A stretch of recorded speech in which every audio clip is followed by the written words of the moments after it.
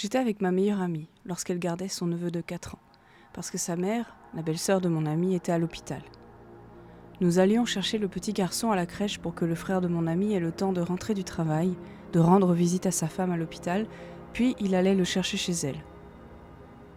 Un soir, le petit garçon était assis à la table de la salle à manger, en train de manger et de colorier, lorsqu'il a levé les yeux, souri et fait un signe de la main. Il a alors dit « Oui, ma maman ?» Mon ami a répondu « Souviens-toi, elle est à l'hôpital. » Il dit alors « Non, elle n'y est pas.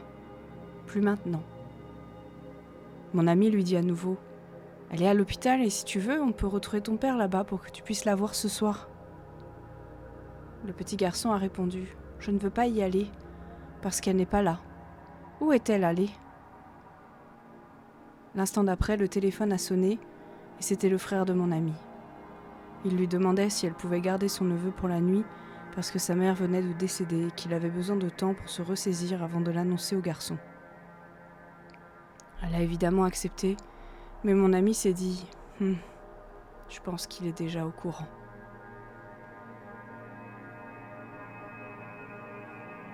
Quand j'avais 10 ou 11 ans, j'ai dormi chez ma meilleure amie une nuit. Appelons-la Anna. Anna vivait à la campagne et sa famille possédait une écurie où les gens pouvaient mettre leurs chevaux en pension. J'ai souvent dormi chez Anna et j'y ai vécu beaucoup d'expériences effrayantes, mais celle-ci a été la pire. C'était une nuit d'été et Anna et moi étions assis sur la terrasse avec sa mère. Soudain, nous avons toutes les trois vu une lumière se déplacer dans l'un des enclos des chevaux. Cela ressemblait à un faisceau de lampes de poche, mais tous les employés étaient partis pour la nuit et il n'y avait pas de voisins, donc il ne devait y avoir personne dehors. La mère d'Anna nous a envoyé voir ce qui se passait.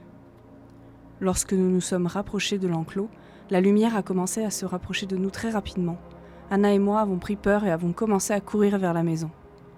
À ce moment-là, nous avons vu la mère d'Anna courir vers nous. Nous avons alors entendu quelque chose qui, aujourd'hui encore, me glace le sang. Le bruit de toutes les portes de l'enclos des chevaux qui s'ouvraient en même temps. Elles n'étaient pas électroniques, il fallait donc les ouvrir manuellement. Il y avait au moins une 12aine de portes, mais elles se sont ouvertes en parfaite synchronisation, même si nous ne pouvions voir personne d'autre à l'extérieur. Les chevaux ont commencé à courir dans tous les sens et à s'affoler, alors la mère d'Anna nous a poussés, Anna et moi, contre le mur du garage pour que nous ne soyons pas piétinés. Il lui a fallu des heures pour ramener tous les chevaux dans leur enclos, et nous n'avons jamais vu quelqu'un d'autre ni découvert ce qu'était la lumière. La mère d'Anna a fini par nous ramener chez moi pour la nuit, parce que nous étions toutes les trois tellement secouées.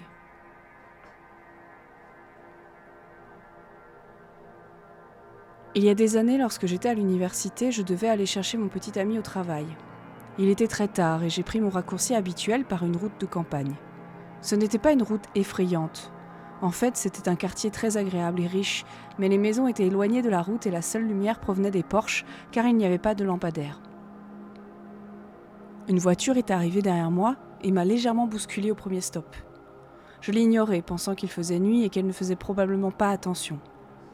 Au stop suivant, ils m'ont donné un coup assez fort. De toute évidence, c'était intentionnel. J'étais tellement en colère qu'ils aient pu endommager ma voiture que j'ai ouvert ma portière pour sortir et gueuler. Mais quelque chose m'a empêché de sortir. Mon cerveau me criait qu'il s'agissait d'un piège et qu'il n'y avait pas d'aide ici. Leurs phares m'aveuglaient et je ne pouvais pas voir le visage du conducteur. J'ai claqué la porte de ma voiture et j'ai roulé comme une folle pour sortir de là, en ignorant les autres panneaux d'arrêt. Je n'ai plus jamais conduit de cette façon. Faites toujours confiance à votre instinct. En 2018, lorsque j'étais étudiante, je vivais dans une vieille maison de location délabrée avec 2 autres filles. Ce n'était pas vraiment une maison et elle était en fait attachée à l'arrière d'une autre et était plus un duplex. Mais nous avons pensé que pour le prix dans ce quartier, cela valait la peine. Notre propriétaire était très gentil et aimable, mais l'homme d'entretien qui s'occupait de toutes les maisons de location me donnait toujours la chair de poule. Il devait avoir la 50aine et empestait toujours la cigarette et l'alcool. Notre propriétaire s'est même excusé avant la première fois que nous l'avons rencontré et nous a dit qu'il luttait contre un problème d'alcoolisme. La première fois que nous avons eu besoin de réparer quelque chose, j'ai dû partir en cours lorsque l'agent d'entretien est venu chez nous. Mais mes colocataires étaient présentes pour le guider vers nos multiples fuites et autres problèmes d'entretien. L'agent d'entretien a dû me voir pendant une bonne demi-seconde car je me précipitais et j'étais déjà en retard. Aujourd'hui encore, mes 2 colocataires me disent que dès qu'il est entré chez nous, il a immédiatement commencé à poser des questions sur moi. Elles ne lui ont pas dit grand-chose, mais il a posé des questions qui donnaient l'impression qu'il était bien plus intéressé par moi que simplement amical ou curieux. Le lendemain, il est revenu pendant que mes colocataires étaient à la maison pour apporter une pièce qui devait être remplacée dans notre évier, et a déclaré d'un coup, pendant que mes colocataires prenaient leur petit-déj, qu'il était amoureux de moi. Mes colocs ont ri, et il a arrêté de travailler pour les regarder pendant qu'elles mangeaient pendant quelques bonnes minutes, avant de se retourner vers l'évier. Il a réglé les problèmes et il est parti. Après avoir entendu parler de cette affaire, j'ai contacté la propriétaire et lui ai fait part de mes inquiétudes. Elle s'est excusée et a dit qu'il était probablement ivre et qu'il n'avait pas les idées claires. J'étais fauchée à l'époque et stressée par l'école et le travail, alors j'ai laissé passer. Quelques jours plus tard, je suis rentrée chez moi, le soir, j'ai ouvert la porte et je suis allée dans ma chambre après une longue journée de cours et de travail.